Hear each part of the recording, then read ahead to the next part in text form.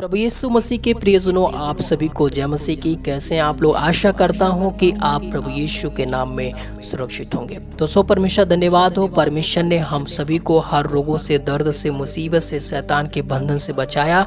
और आज का नया दिन, नई उमंग, नई ताजगी, नई रोशनी, नई खुशियां हम सबके जीवन में दी है। इसलिए उस परमेश्वर को हम सब मिलकर धन्यवाद दें।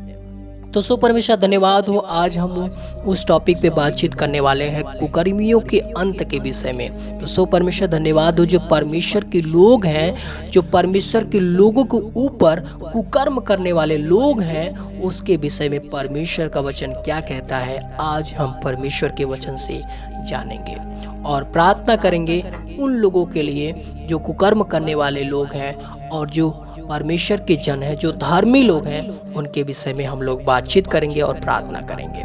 तो परमेश्वर धन्यवाद हो। आइए हम सब परमेश्वर के वचनों को देखें कि परमेश्वर उन कुकर्मियों के विषय में क्या कहता है और धर्मी लोगों के विषय में परमेश्वर का वचन क्या कहता है।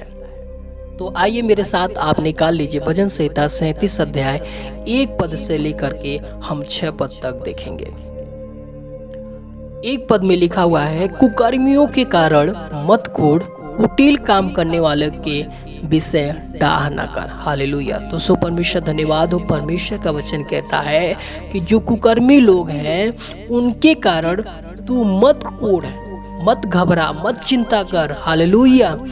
तो जो कुकर्मी लोग हैं उनके चक्कर में हमें चिंता करने की कोई जरूरत नहीं है। जो कुकर्मी लोग हैं उनके कारण हमें डरने की जरूरत नहीं है, घबराने की जरूरत नहीं है।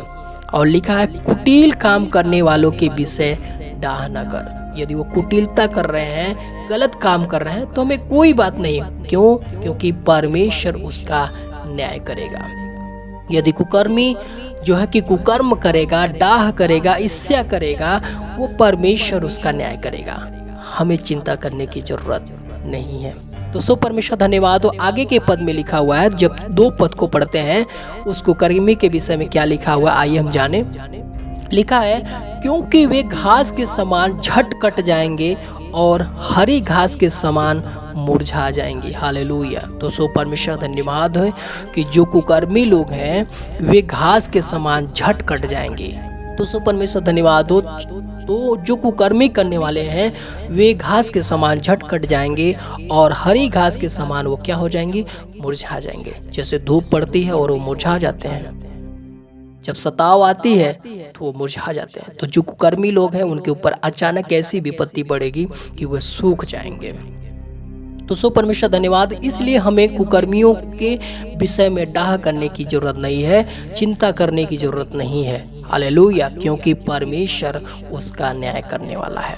हालेलुया। जब 3 पद को पढ़ते हैं उसमें इस प्रकार से लिखा हुआ है, यहोवा पर भरोसा रख और भला कर, देश में बसा रह और सच्चाई में मन लगाए रह। हालेलुया। तो परमेश्वर धन्यवाद हो। जो हम धर्मी जन हैं, जो हम परमेश्वर के जन हैं, हमें चिंता करने की जरूरत नहीं है, उन कुकर्मियों से डरने की जरूरत नहीं है, उन कुकर्मियों से घबराने की जरूरत नहीं है। हालेलुया।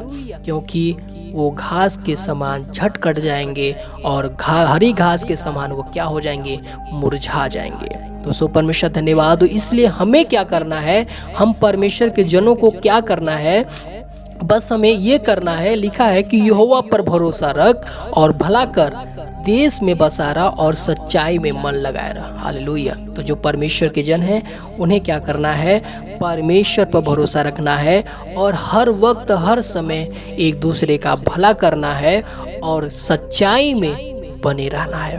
हालेलुया। और जब 4 पद को पढ़ते हैं उसमें इस प्रकार से लिखा हुआ है, हम सब धर्मी जन के लिए लिखा है, यहोवा को अपने मुख का मूल जान और वह तेरे मनोरथों को पूरा करेगा। हालेलुया। हमें कुकर्मियों की चिंता नहीं करना है, कुकर्मियों से घबराना नहीं है। जो कुकर्म करने वाले हैं, जो सताने वाले लोग हैं, उनसे हमें डरने की जरूरत नहीं है, बल्कि हमें दिन प्रतिदिन परमेश्वर में बढ़ते रहना है।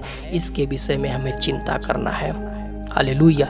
हमें परमेश्वर पर भरोसा रखना है, भला करना है और सच्चाई में मन लगाए रहना है।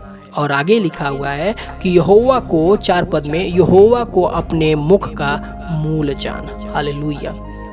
तो जो परमेश्वर है उसको हमको मूल जानना है कि वही मेरा सब कुछ है। मूल का मतलब हो गया कि परमेश्वर ही मेरा सब कुछ है और उसके सिवा मेरा कोई कुछ नहीं है। हालेलुया। और आगे लिखा, वह तेरे मनोरथों को पूरा करेगा। यदि जब हम परमेश्वर को मूल मान लेते हैं, परमेश्वर को अपना सब कुछ मान लेते हैं, तो वह परमेश्वर हम सबके सारी मनोरथों को पूरा करता है। और ये धर्मियों के लिए है, हालेलुया, जो परमेश्वर की इच्छा अनुसार जीवन को बिताते हैं, ना कि कुकर्मियों के लिए। तो सो परमेश्वर धन्यवाद। आगे के पद में लिखा हुआ 5 पद में, अपने मार्ग की चिंता यहोवा पर छोड़ और उस पर भरोसा रख, वही पूरा करेगा। हालेलुया। यदि आपकी कोई जरूरत है, कोई काम है, तो आप परमेश्वर पर छोड़ दीजिए, परमेश्वर पर भरोसा करिए कि वह सब कुछ परमेश्वर पूरा करेगा। हालेलुया। आगे के पद में लिखा हुआ है कि वह तेरा धर्म ज्योति के समान और तेरा न्याय दोपहर की उजियाले के समान प्रकट करेगा। हालेलुया। तो सो परमेश्वर धन्यवाद हो। यदि कुकर्मी कुकर्म कर रहा है आपके साथ डाह कर रहा है, इससे कर रहा है कुकर्मी, तो हमें डरने की जरूरत नहीं है, क्योंकि परमेश्वर उसकी पलटा लेगा। हालेलुया। वह उस घास के समान झटकट जाएंगे और घास के समान वह सूख जाएंगे। हालेलुया। तो सो परमेश्वर धन्यवाद हो। आगे के पद में जब हम 6 पद को पढ़े, उसमें इस प्रकार से लिखा, वह तेरा धर्म ज्योति के समान और तेरा न्याय दोपहर के उजियाले के समान प्रकट करेगा। हालेलुया। तो जो धर्मी जन हैं, उनके धर्म के कामों को परमेश्वर एक दोपहर के उजियाले के समान सबके सामने प्रकट करेगा। हालेलुया। तब उस दिन जाना जाएगा कि ये परमेश्वर का जन था और सच में इसका चलना, उठना, बैठना सब कुछ परमेश्वर की योग्य था। तो सो परमेश्वर धन्यवाद। आइए हम अपनी आंखों को बंद करें और प्रार्थना करें। सर्वशक्तिमान परमेश्वर प्रभु यीशु मसीह नासरी, हम आपको हृदय से धन्यवाद करते हैं।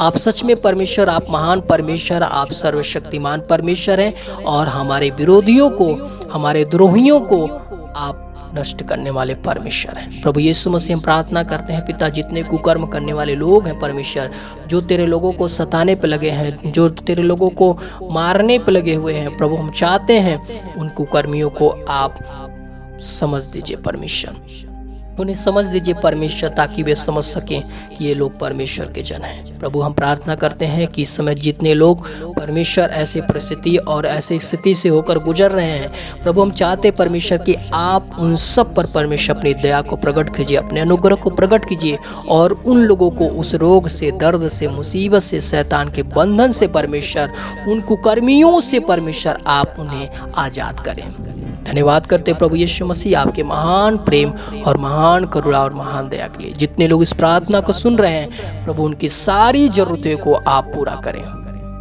प्रभु उनके काम रुके हुए हैं तो प्रभु यीशु के नाम से उनके काम सफल होने पाए। प्रभु उन्हें जॉब की जरूरत है, प्रभु आप उन्हें जॉब दीजिए। प्रभु उन्हें भोजन की जरूरत है तो आप उन्हें भोजन दीजिए। धन्यवाद करते प्रभु हर एक बातों के लिए परमेश्वर। अपने लोगों को परमेश्वर अपनी आत्मा से, अपनी शक्ति और अपनी सामर्थ्य से भरिए और उन्हें दिन प्रतिदिन परमेश्वर अपनी महिमा में नया करते जाइए। धन्यवाद परमेश्वर, आपने मेरी प्रार्थना को सुना। प्रभु हम आपको धन्यवाद करते हैं। सब कुछ आपके हाथों में सौंपते हुए बड़े विश्वास के साथ इस प्रार्थना विनती को हम मांग लेते हैं। आमीन।